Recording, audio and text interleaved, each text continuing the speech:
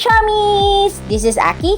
Ako po ay nagbabalik para sa panibagong useful tips vlog.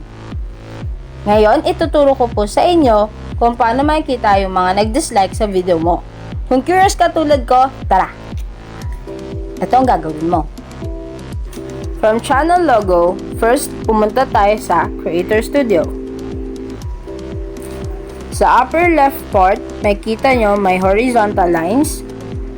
Hanapin ang analytics. Click natin siya.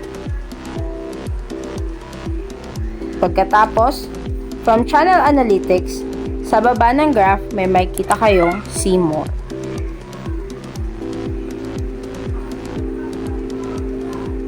Sa tabi ng views by video, may isang box na nakalagay, select secondary metric.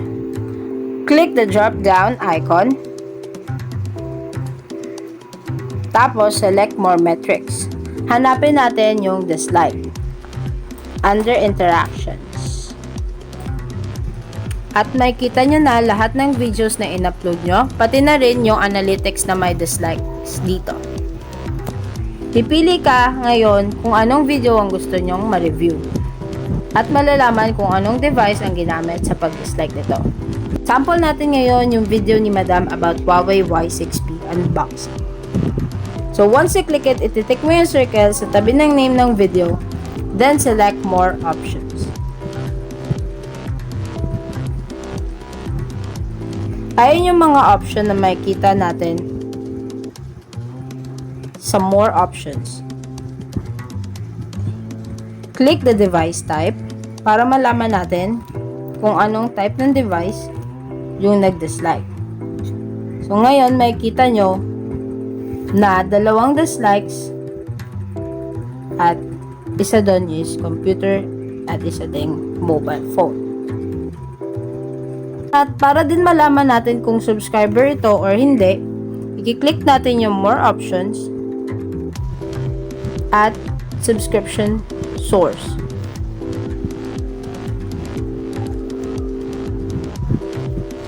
At makikita natin hindi siya subscriber sa YouTube namin.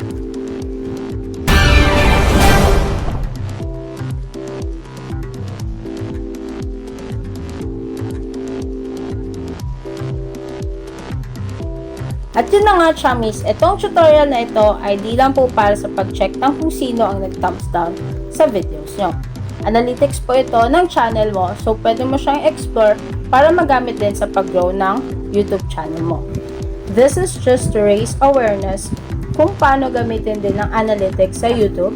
Sana may natutunan po kayo today. Again, if you have comments and suggestions, don't hesitate to comment below. Sa mga hindi pa po nagsusubscribe as well, sa aming channel, please do subscribe and hit the notification button para update kayo sa mga future videos natin. Again, thank you so much. This is Aki and be out and be pride. Goodbye.